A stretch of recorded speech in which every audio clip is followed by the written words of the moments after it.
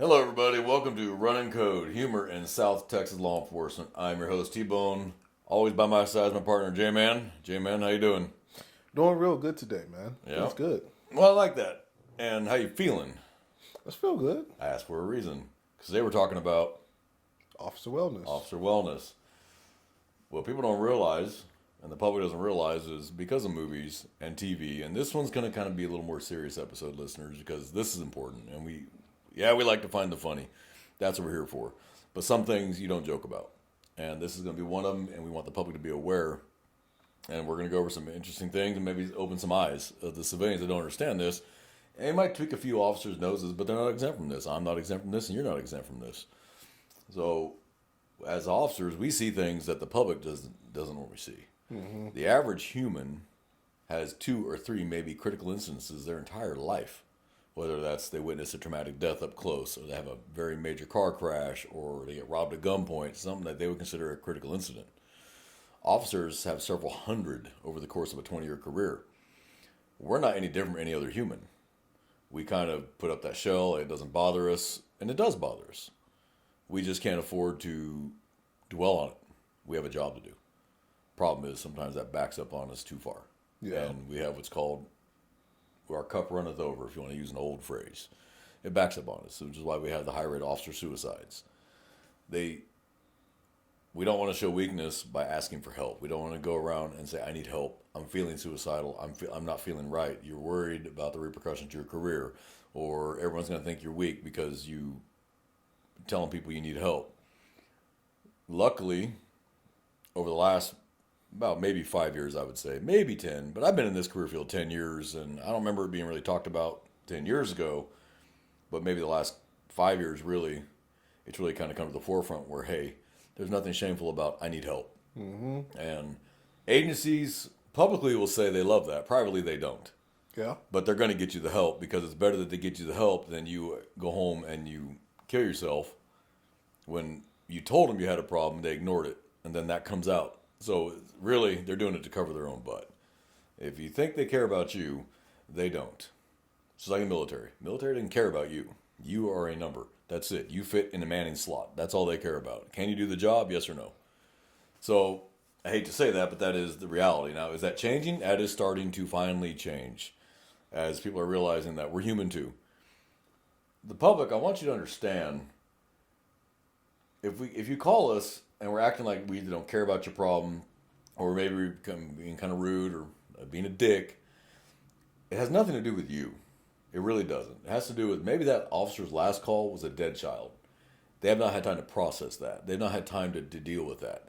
They went from that dead child that maybe drowned or was abused to the point of death to your call where you're bitching about your neighbor's garbage can being 2 inches over your property line. In the scheme of dead child to garbage can, you can see where they might be a little agitated having to deal with you. It's not personal, but that in their mind is nothing. They just watched the whole family's life come apart because of a dead child, and then you're complaining that your neighbor's garbage can's 2 inches over your property line when you could have just gone down and moved it. So yeah, if they blow up on you, or they maybe get a little unhappy with you, maybe act like a rude dick, that might be why. Now, some officers are just dickheads. There's no way around it. That's their default, any call they go to. But most officers aren't. It's just we build up that shell. Mm-hmm. And then when something cuts through it, like children used to do it for any officer, children would get to any officer because most of us have kids. And we're programmed as humans to care about children. That's that programming at a genetic level to protect children and love children. So if the last call was a child death, especially a traumatic one, and then they clear that after 4 or 5 hours, and the ME picks up the child, or you do what you got to do, and then you get cleared, and the next call comes out, and this neighbor, my neighbor gave me the finger. My neighbor parked their car 2 inches over my property line. My neighbor's garbage can blew across my yard. In our world, that is nothing. Why are you bothering me with this? Mm-hmm. This is fix your problem. You're an adult, and yeah, we tend to get a little agitated. Please don't take that personal. Yes, you can file a complaint with their internal affairs, and yes, that officer will get talked to. But in the end, we are human too. And we have our own life experiences. Some of us who are more fortunate to have been combat veterans make better officers, they really do. The stuff they've seen in the Middle East or wherever they saw combat, which is probably going to be the Middle East in the last 20 years, we know what's really important and what's really not important. Like your neighbor pissing you off is not important. Like learn how to be adults. Talk to each other. Maybe sit down, crack a beer, figure out what your problem is, and be good neighbors. Or you don't like your neighbor, just ignore your neighbor. Just ignore them. Okay, you don't like each other, but you gotta live next to each other. Unless you're renting, you're gonna have to live next to each other. So learn how to be adults. So when you call us to solve your bullshit problem, and we just finished working a major fatality with dead children, or a suicide of a young child, maybe a 14-year-old whose boyfriend of a week broke up with her and she hangs herself in a closet, and this is a real world example. I'm not making this one up. Happened to me. Your problem with your neighbor is not important. So yeah, you may get a fairly negative reaction from that officer. And you're going to be mad, feel some kind of way about it. He doesn't care. You know what? He doesn't. He doesn't care about your problem with the garbage can because it's not law enforcement related, number one. And two, you can't be an adult when he just dealt with something that was tremendously traumatic. And now he's going to have to go home and think about that. Your garbage can does not even register anywhere near a problem. So it backs up on you. The stuff you see, the stuff you have to hear, because you're the first on scene to someone's worst day of their life. To you, it's another routine call. Whether it's a sexual assault, a stabbing, a shooting, their car got stolen, their house got burglarized, they're being stalked by an ex who's threatened to kill them. All problems. I'm not making light of any of those. Those are problems. But to us, those are routine and normal. We deal with them on a daily basis, where you may have never ever dealt as a citizen with something like that in your entire life. To you, it's the worst day of your life, and to us, it's, all right, what happened? But those things build up over time. And they build up, and they build up, and eventually you overflow if you don't find a healthy release. Cops always manage to find the worst releases. Promiscuous sex, drinking, some even find their way into drugs. Yeah. And it's a sad and tragic thing. They withdraw from all their friends. They cut themselves off friends and family. They just go to work, come home. They don't associate with anybody anymore. They don't go out and do anything healthy. They don't go golf, go exercise, go to shoot guns. Go do something outside of work. They start drawing in until eventually they're a shell of what they used to be. And eventually the ghosts come to them one time too many. And they take that way out. And it's tragic when we have to deal with that as officers and we have to go to those calls where a fellow officer is taking their own life. I know you've dealt with that. Yeah. I've dealt with it. And that's a very, very hard thing. And then you look back and go, well, what could I have done to help? And honestly, unless they show outward signs, there's nothing you could have done about it. Now, if they came to you and said they have a problem and you poo-pooed it, well, now that's on you. Yeah, and then too, there's also a stigma with that because if you go to your chain of command, well, depending on how your friend or, like if that's your friend or maybe it's just another officer that just wanted to reach out to somebody else, like a peer group, they may see it as a betrayal because you told the brass about what's going on with you. So it's always one of those situations where it's like a landmine. You got to like tread lightly, but then if something does happen and you knew about it and didn't tell anybody, you could be held liable administratively, maybe potentially. Well, and these days they're getting to where they're doing that now because you knew. Why didn't you say something? Why didn't you? Here's why. I know why, and you know why. Yeah. I'm going to explain to the public why. In our line of work, you cannot be seen to be weak, mentally incompetent, mentally ill, because there's a stigma attached to those things. Officers are supposed to be iron, unbreakable, unbendable, and impenetrable. Nothing bothers us. Nothing gets to us. Couldn't be further from the truth. Officers feel very deeply, and we see it at such a personal level. And when you deal with, and I bring back to the dead child because I think we can all relate to how traumatic that would be. To have to deal with something like that as a human, whereas most people will not ever deal with that. We deal with it routinely. We can all equate, though, and understand how that can be traumatic. But people again, forget officers are human too. And eventually it gets to you. They're worried that if they go to their administration and, hey, this is getting to me, that they'll be decertified to carry, they'll be placed on administrative duty, where they can't work, they can't carry a firearm, they can't be around public, they have to see the psychologist for your agency until you're cleared, or you may end up possibly losing your career. In reality, you're not going to lose your career. That you have protections. They cannot fire you because you have mental health problems. They can't. Now, if you're diagnosed schizophrenic or bipolar or schizoaffective, you may be let go. Yeah. And that's a safety thing. They can't obviously have an officer who's schizoaffective, schizophrenic, or bipolar, manic depressive carrying a firearm. That's probably not a great idea. Yeah, no. But if it's just a, hey, look, I'm feeling suicidal, I've seen too much, it's backing up on me, you're not going to be fired. One, they can't. And two, how does that look to anyone else who comes forward and needs help? They're going to find you help.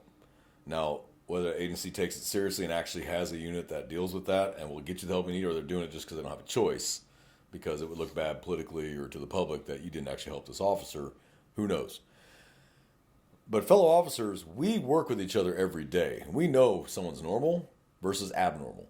So if you get, as an example, the officer you work with every day for 3 years, and you know how they are every day. They're happy, they're always upbeat, or they always have jokes, or they're always smiling or laughing, and then over time, all of a sudden you notice, like, hey man, I haven't seen him smile in weeks. Didn't he say something about his wife's leaving him too? Or he lost a custody battle, or he's going to a divorce, and what's wrong with asking them? We have no problem asking the public, are you okay? Do you want to hurt yourself? All day long. But we seem to have a problem asking fellow officers, what's wrong? Do you want to hurt yourself? Are you okay? We seem to have this, I can't do that, I'm betraying my brother. In reality, you're betraying him by not asking. Yeah. Because you're going to let him handle this load alone when all he may have needed is somebody to show they gave a shit. Yeah. Somebody to show they cared. And I'd have to pull the numbers for 23 on how many officers were killed in the line of duty versus suicide, but I guarantee the suicides are higher.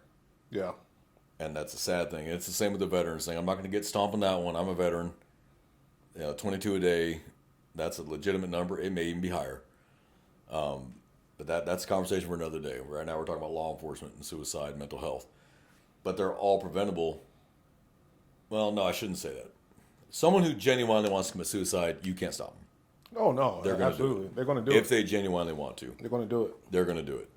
But they almost all give off some kind of vibe or sign that most people, we ignore in each other, but we will pick up on with a civilian that we respond to a call for service for. And we'll immediately pick up something's wrong. I had a traffic stop. Guy was doing 105 miles an hour through traffic. And I mean, driving recklessly. When I get him pulled over, he's sobbing. And I immediately said, are you trying to kill yourself? And he looked me in the eye and said, yes. I said, what was your plan? He goes, I was going to drive into a bridge barrier at 100 miles an hour. Step out of the car, sir. And I took him under emergency detention and took him to the hospital. Mm-hmm.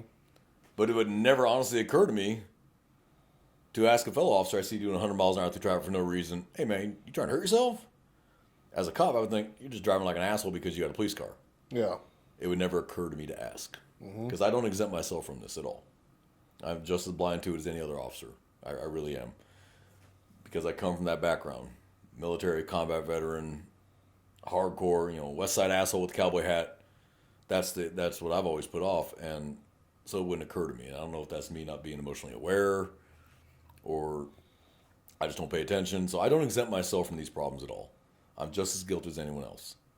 And I shouldn't be, and I should know better, even from the military. We had guys in my unit commit suicide. And we all saw the changes that didn't address them because, hey, that's a personal problem. We're not going to get involved in that. That's his life and what he's got going on in our business. And we get that phone call at 3 a.m. from the commander going, hey, everybody needs to come in. We had a guy in my unit commit suicide the night we got home. And what? We just got back from Iraq. Like, we survived all that. You kill yourself when you get home, and we never found out the full story. We never got the full story about why that happened. So, of course, we all got called in immediately. Everybody is stand down until they see a psychologist. Like, oh, man, I'm fine. Wait, really? In reality, we probably weren't. Yeah. We just kind of gutted it down. I'm a hard ass. No one needs to know this. I'm good. I have no problems. Law enforcement, we have that same mentality because we are warriors, too. We may not be fighting alley to alley in Fallujah, but we're still warriors. We're society's outside the military. We're society's last line of warriors is cops. Mm-hmm. And we do truly hold that thin blue line between the predators and the prey. But we carry that mentality over from the military because most cops are veterans, or a good majority are veterans. We carry that over, hey, that's my personal problem. As long as I do my job, why do you care? Yeah. And we need to start caring about each other, and we need to start paying attention to each other. And I know this episode maybe seemed kind of a downer. It's not a fun subject to talk about, but it's a necessary subject to talk about. Mm-hmm. And for family members of officers, talk to them. Are you okay? Because you are closest to that person. You see the differences. You see the differences. They're changing their behavior. They're changing their attitude. They're changing their tone of voice. The way they maybe start dressing. Maybe they were real fastidious before. Always had a fresh haircut. Always had a fresh shave. Uniform was always perfectly pressed. Boots or shoes are always cleaned and shined or whatever. And all of a sudden, you notice, man, uniform looks like shit. And they don't shave now. And their hair looks like crap. And they got dark circles under their eyes. They aren't laughing at the stuff they used to. They don't make the stupid jokes they always made. All of a sudden, they're just really quiet. You're the closest one to that person. Ask. Talk to them. Yeah. It's uncomfortable. Because no man wants to go to another guy and go, hey, dude, look, man, do you want to hurt yourself? Like, hey, brother, talk to me. No one wants to do that. Because one, you feel like you're betraying them. And two, potentially could end their career in their mind. If it's not a mental health like schizophrenia or bipolar or something, or they've been getting the cocaine stash out of the evidence room, they're not going to be fired. Yeah. They're going to get help. We're going to get them help. And we've had officers in this agency get decertified and get the help they need. And when they were cleared ready, they went back to work. Yeah, we welcome them back with open arms, man. Welcome back. How you doing? You all right? All right, let's go to work, man. Slap them on the back, and that's the last we even discuss it. But, of course, now everybody looks at that officer sideways for a while. And it doesn't last forever, but for a while, we're kind of looking at that officer sideways like, hey, you okay? Yeah, and I guess it's PTS, right? Because PTS is always associated with the military, but then, like you said, too, well, as officers, we experience a lot on a daily basis. We do. On a daily basis. It may not be, like you said, firefights and being over in Afghanistan or Iraq, but yeah, it's all just homegrown.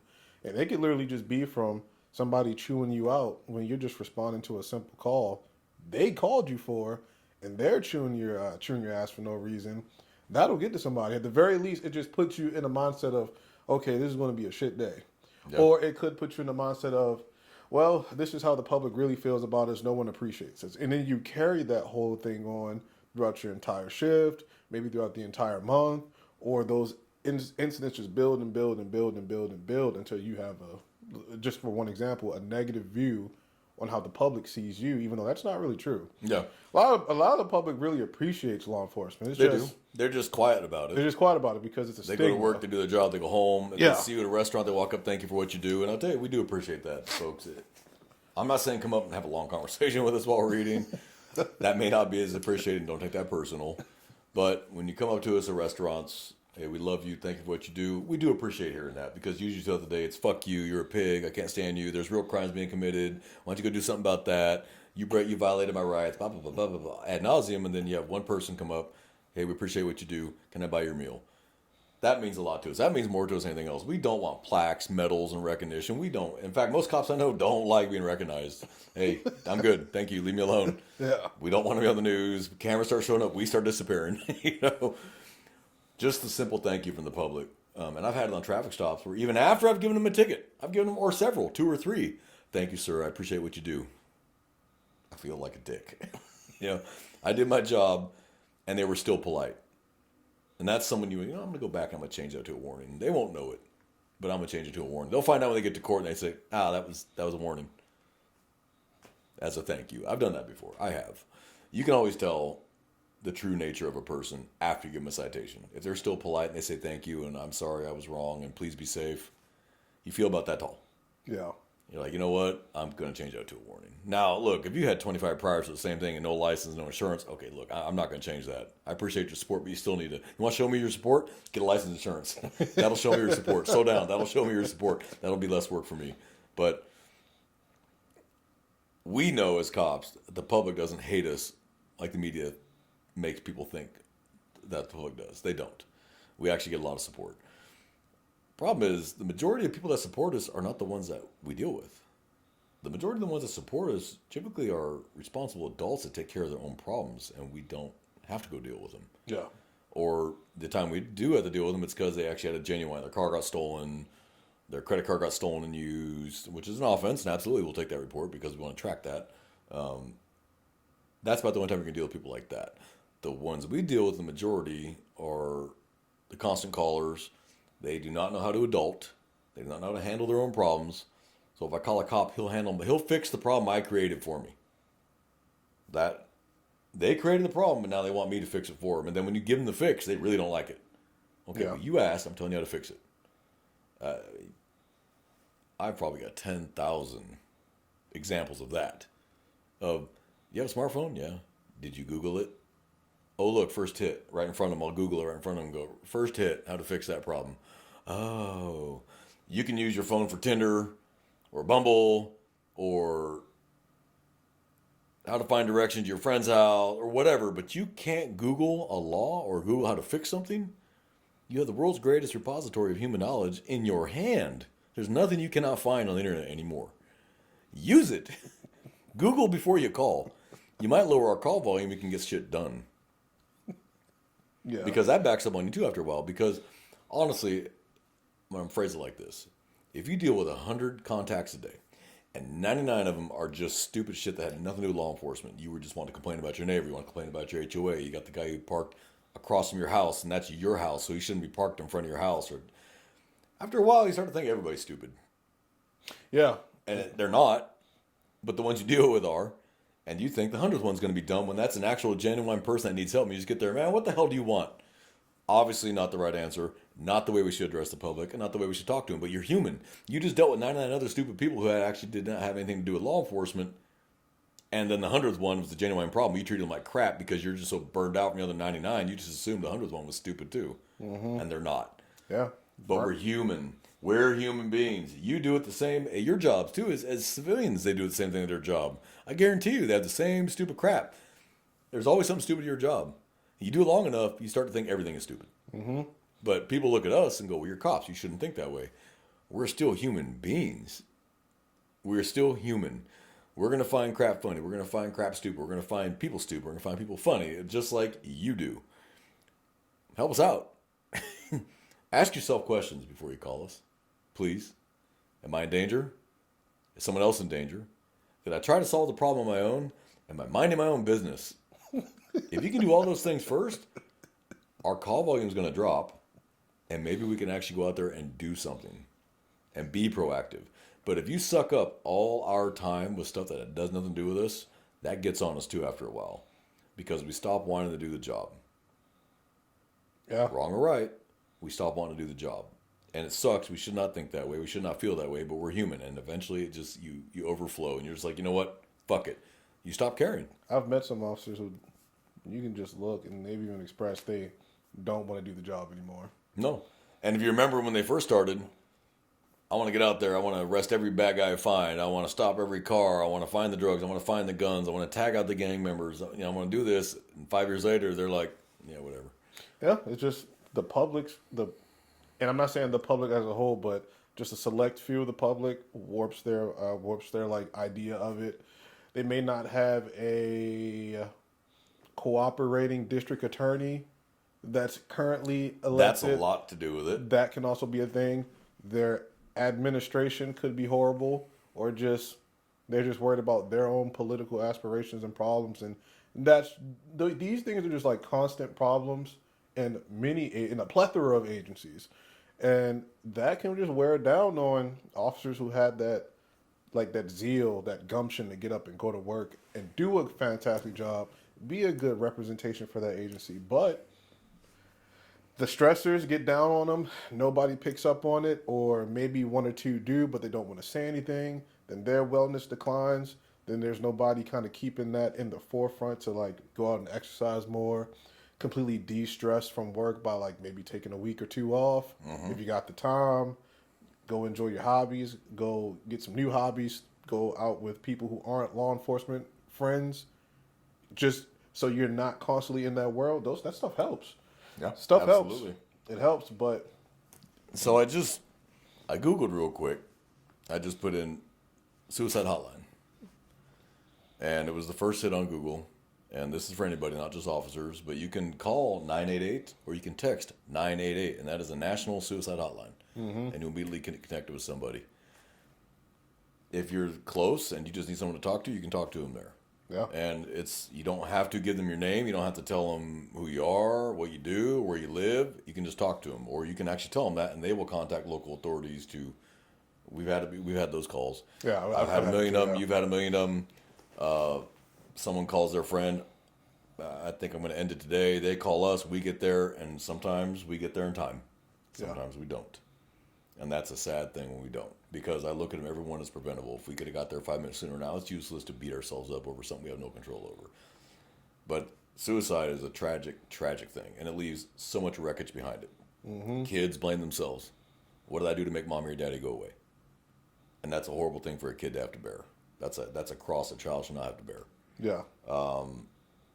Children should have to bury their parents, not vice versa, but it should come naturally. Yeah. Suicide is one of those things that the kids blame themselves, spouses blame themselves, families blame themselves, friends blame themselves, everybody blames themselves. The person who is contemplating suicide thinks in their mind, if they're gone, everything will get better. In reality, it makes everything worse, especially with children. Yeah. Because what did I do? Why did I make mommy and daddy go away? Well, how did I not stop it? In reality, there's nothing you could have done. But that's not how kids think. That's not how spouses think. Brothers, sisters, parents, they don't think that way. And what I'm seeing a rise of more and more is teenage suicide. Young teenagers. Like 13, 14, overdoses, hanging, cutting their wrists, getting a hold of a parent's firearm. That's always super tragic because the parent really blames himself. Why not lock up my firearm? And then we charge the parent for leaving a firearm accessible to a child. So now you have not one but two tragedies. Yeah. I mean, the whole thing just leaves so much human wreckage behind it. It is just unfathomable, the ripples. If you throw a rock in the water, the rock disappears, but the ripples spread. And they just keep spreading. That's the best way to describe it. The ripples don't stop when the rock disappears. There is an outgoing effect, and it affects everyone around them. Your coworkers, what did I miss? What did I not see? Especially law enforcement, what did I not miss? What did I miss? How did I not notice this? How did I not see it? Because most people are selfish. By nature, humans are selfish creatures. We think about ourselves first. And if you are in a law enforcement is a very self-reliant career field. Yeah. You depend on you first before anybody else. Because 9 out of 10, you are there by yourself dealing with it. And if you're lucky enough to get backup, maybe. But I don't know how many times I've had to deal with it by myself, or you've had to deal with it by yourself, or officers listening, you've had to deal with the call by yourself that honestly you should have had 2 or 3 officers there. And you dealt with it by yourself because you didn't have the luxury of backup. Or they're tied up on something else. You can't tell them to pause the crime they're breaking, the law they're breaking, for backup. Yeah. You have to get through that door, and you have to stop this guy who's beating the crap out of his wife. And he's a monster. Prison strong, mean as hell, high, and guess what? That's your job. And now you're by yourself dealing with a monster. So we're not usually an ask for help kind of occupation. We're a occupation that if an officer asks for help, it must be something major. Like, oh, shit. Like, you're going to get everybody because, one, we're curious. We want the chisme. But an officer who doesn't normally ask for help, all of a sudden asking for help, you're going to get everybody. Now, you got some officers, and every agency has an officer that always asks for help for everything. Traffic stop wants a backup. And it's a little lady, and he wants a backup unit. Like, you learn which officers that never ask for help, and if they ask for help, you're coming running. You're blowing red lights and stop signs when you really shouldn't be because that officer never asked for help. And then the one that, I'm on a traffic stop, she's 70, start me another unit. What? Really? You get there and you're like, dude, why are you wasting my time? Like, okay, so she's being batty and she's calling you names. Who cares? Handle it. Be nice. Maybe they just want some. Maybe they just want another body, another fresh I face. just want a moral support. I need moral support. Hey, you're supporting your fellow officer.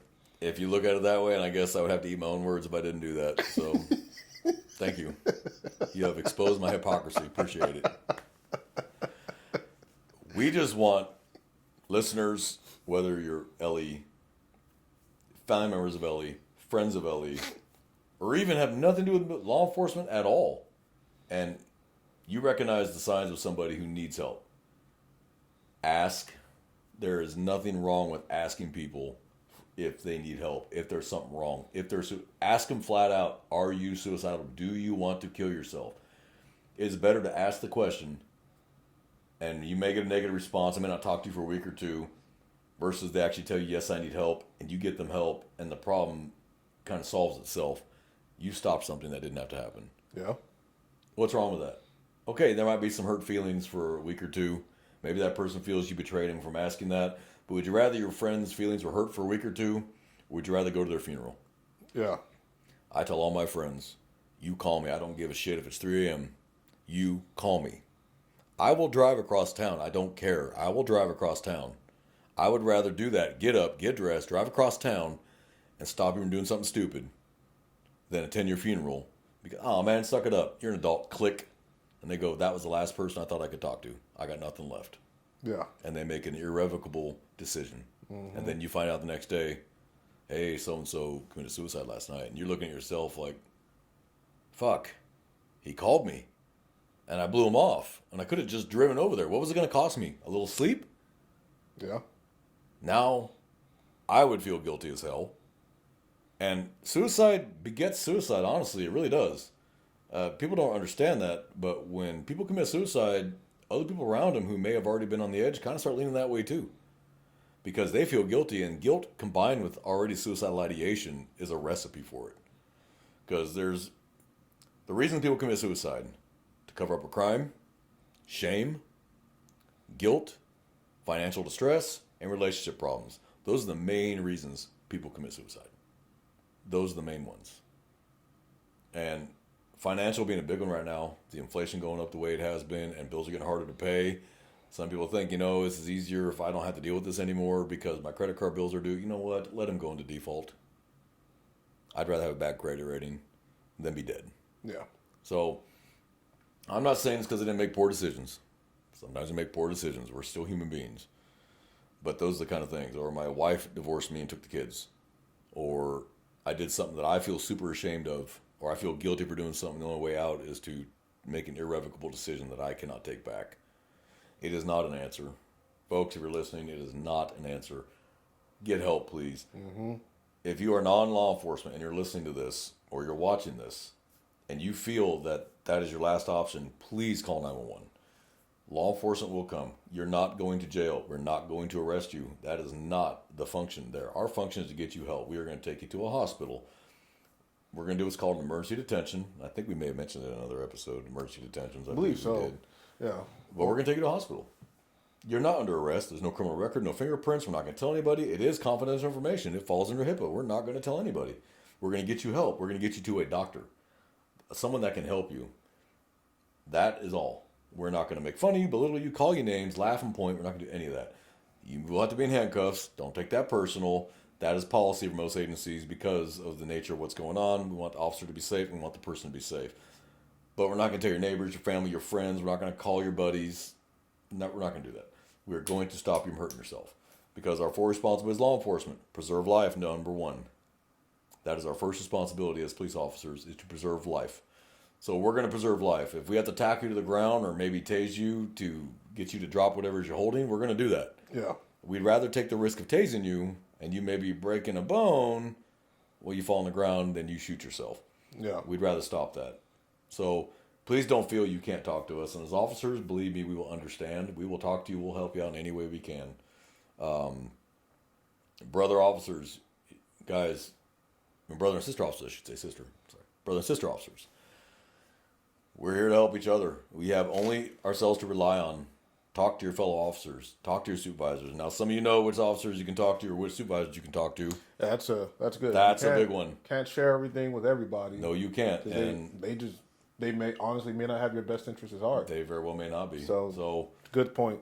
Thank you, and I want to mention that. But by and large, call 988. That is a national suicide hotline. Call them.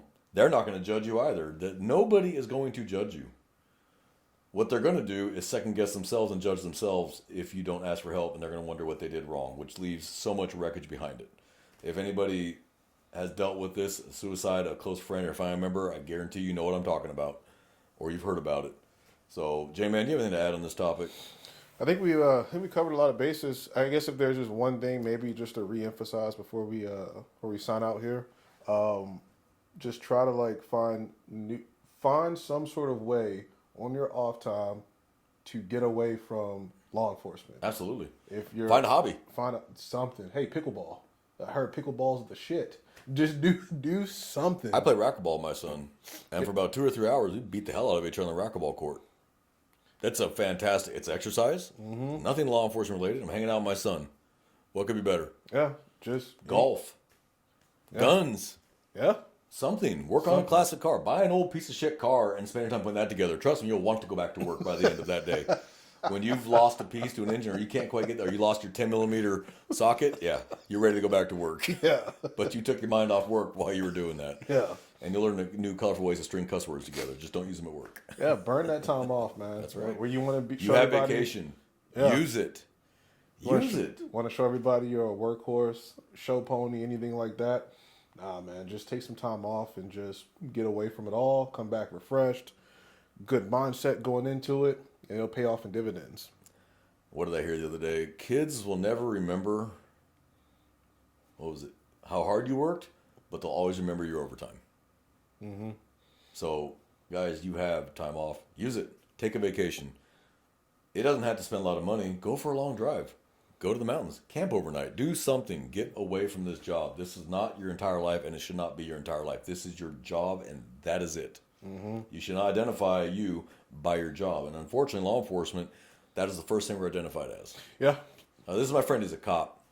And No one else sucks. really does that, except maybe doctors. This is my friend. He's a doctor. Yeah. But by and large, we're the only career field.